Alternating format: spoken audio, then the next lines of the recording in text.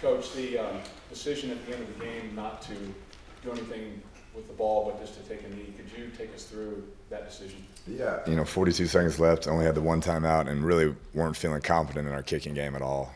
After talking to our special teams coach and where we were at going that way, we didn't feel like even an attempt, there was more negative that could have happened. So But you had been tremendously passing the ball down the field, especially with Kiki and Dylan. I mean, not even to take a shot.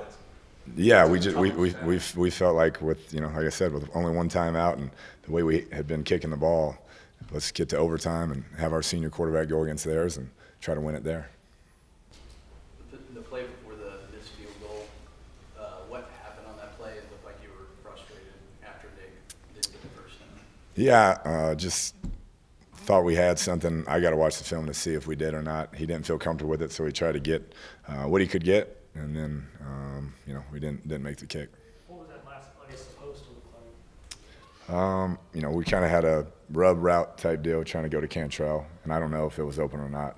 I got to watch the film and see. It looked like it had a chance, but he didn't feel comfortable with it, so he got tucked up in there. Knowing the situation, knowing if we make that kick, it's over. But I'll have to watch it and see. Coach, what difference did it make today having Clayton back on the field? He kicked well as far as extra points go. You'd like to have that one back, but that's a game. We just haven't made those kicks this year.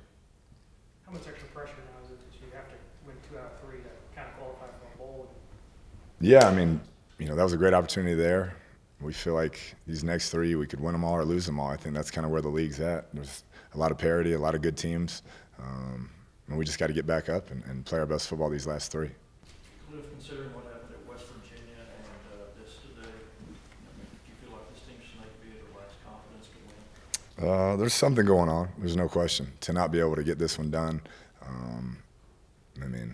we got to play with more confidence late in the games, and we got to be able to make kicks, and we got to make kicks, and it's a number of things. Got to get stops, got to have drives, but we just got to find a way to do it. We haven't closed out games the entire season. You said a moment ago regarding the decision there late. You said that in talking to the special teams coach, you didn't feel good about the kicking game. So did Joe say something then after Clayton missed that first? Yeah, we just didn't feel like it was. We were very confident going that way. Felt like the other way, with the win, we felt a little bit better, and so we thought, like I said, our offense is playing good. We got a senior quarterback. They got a true freshman. Let's go to overtime and try to go score for score, and felt like we had a better chance to do that. Did you feel like Clayton was 100%? He looked great in practice. That's all I could go by is that sample size in practice. Coach, the third down play in the end zone appeared that you got tackled there. It didn't appear that you got any calls at all today. I don't know if you want to spend any money tonight, but no, there were a couple of tough ones down there where those guys were battling for it, but it didn't come down to that. We had plenty of opportunities to close that game out and find a way to win. We didn't get it done.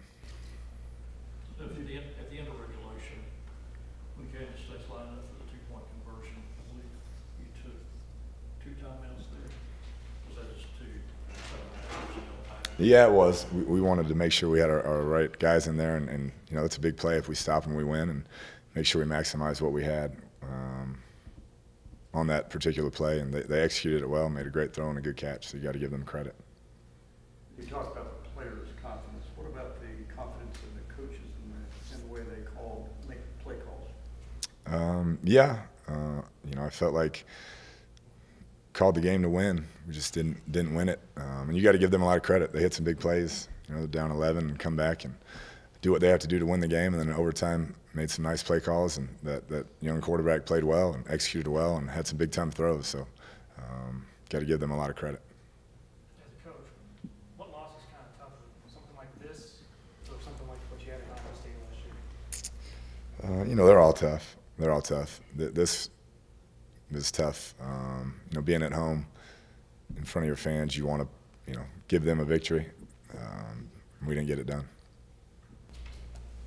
Coach, how are you mentally after this loss? And kind of how things have played out in the last couple of games? Yeah, I'm frustrated that we weren't able to close that out. It's a good group that we have of players. They're on the fringe of being pretty good, but we haven't finished things off. And I know they're frustrated. It's a good group of seniors, and you like them to finish their careers with some success. And so that's where the frustration lies. All right, Coach, you came into the season kind of on the hot seat. You got 4 straight losses now. How do you kind of deal with that amount of pressure going forward to try to break this losing streak? Yeah, you just try and control what you can control, and that's waking up tomorrow and trying to get the best game plan offensively, defensively, and special teams wise for Baylor. You know, look at it any other way will get you in trouble. So we're just going to focus on that and try to put the best game plan together we can for next weekend. Coach, one of the things you'd be focusing on, maybe decision making between the last throw to the pick six. That's something that you guys have been struggling with. Yeah, that you know, you can't make that throw. Obviously, the guy sat on it, and just got to find a way to not make it. I don't have any answers or other coaching points other than that. We can't throw a pick six in that situation. Just throw it away. It's first down, and let's play the next play. What did you, Cliff, is that also in the back of your mind, when you had 42 seconds left? Really, like I said, I wasn't feeling confident, even if we moved the ball, that we could line up and execute a kick. So I felt like there was some negative stuff that could have happened. And they had a really good kicker, and so wanted to avoid going 3 and out, give them any time, and just a bunch of things that I felt we weren't very good at that point.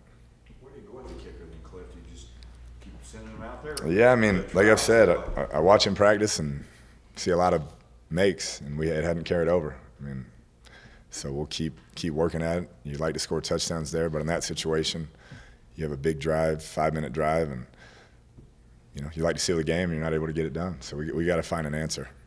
Initially, their quarterback, the backup quarterback, didn't seem like he was in a rhythm. What do you think kind of allowed him to start getting a rhythm at the end of the game when he's comfortable? Yeah, I'm not sure. You got to just, like I said, give him a lot of credit in that situation for a young player to make those type of throws and stand in there and bring his team back. That says a lot about his character and the job they've done coaching him. Cliff, what did Jordan Brooks have today? He had an illness. Yeah, he got sick last night, and so we didn't have him available today. So you didn't know you were not going to have him in until last night? Correct. To what extent did that play? I'll have to watch the tape. Obviously, he's one of our better defensive players, but I'll have to watch the tape. I felt like losing Colin and Jordan, because Colin was having to play some more linebacker, then really put us in a bind at that juncture. But I'll have to watch the tape to see exactly where we were affected. What's Desmond Nisby down? That was just a coach's decision. And Nick McCann? Coach's decision. 2 more. One of the positive plays of the day, Coach, when play broke down, Nick looked like he was going to bootleg. Was that supposed to be a bootleg that he ended up throwing that pass? It was. They made a great play, and so did Nick on that 4th down. Their DN jumped it. We thought he'd crash down. He jumped it, and Nick and Dylan made a great play. Was that, obviously it had to be improvised to some extent, but was that play initially designed to go to Dylan, or was it? Yeah, it was. We thought he'd slam and get to the flat, but number 51 came upfield and made a great play, but those 2 guys found a way.